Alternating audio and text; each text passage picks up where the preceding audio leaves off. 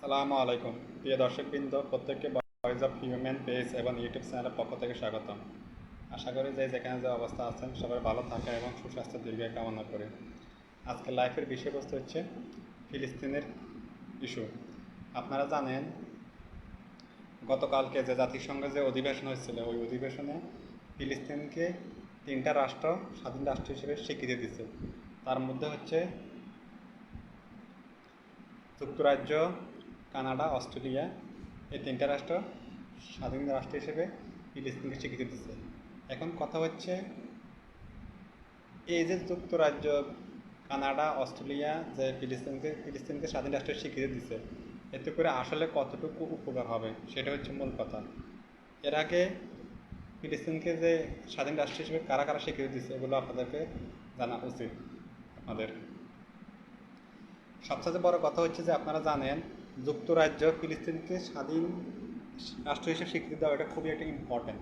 তার প্রধান কারণ হচ্ছে যুক্তরাজ্য হচ্ছে জাতিসংঘের যে স্থায়ী কমিটির যে 5টা রাষ্ট্র আছে তার মধ্যে একটি।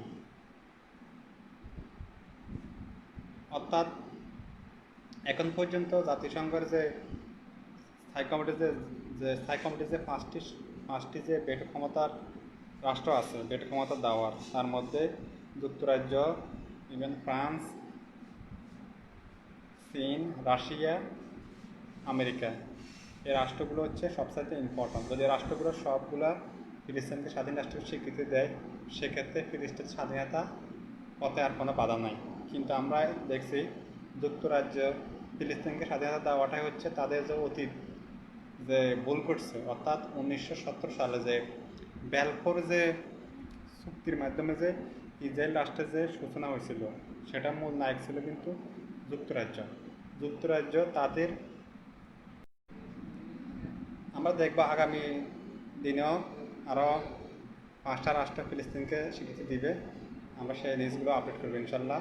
তবে ফিলিস্তিনের স্বাধীনতার যে পথে এক ধাপ এগিয়ে গেছে সেটা আমরা নিঃসন্দেহে বলতে পারি। যদি আমেরিকা ফিলিস্তিনের স্বাধীনতা স্বীকৃতি দিয়ে দেয়, সেক্ষেত্রে আর ফিলিস্তিনের স্বাধীনতার পথে কোনো বাধা নাই। কারণ আমরা ওই দিনের অপেক্ষা থাকবো, নাকি আমেরিকা এমন এক সময় ফিলিস্তিনকে স্বাধীন রাষ্ট্রের স্বীকৃতি দিব, দেখা গেছে ওই দিন ফিলিস্তিনের কোনো মানুষই থাকতো না, তাহলে ওই স্বাধীনতার কী দরকার? ফিলিস্তিন রাষ্ট্রের ভূখণ্ড থাকতো না, ইসরায়েল সবগুলো দখল করে নিব, ঠিক ওই সময় স্বাধীনতা হিসেবে স্বীকৃতি দেবে। তাহলে তো আমরা ওই স্বাধীনতা চাই না। আমরা চাই ফিলিস্তিনের মানুষ, ফিলিস্তিনের জনগণ থাকা অবস্থা, ফিলিস্তিনের ভূখণ্ড থাকা অবস্থা আমেরিকা স্বাধীন রাষ্ট্র হিসেবে ফিলিস্তিনকে স্বীকৃতি দিবে। আমরা ওই দিন অপেক্ষা আছি।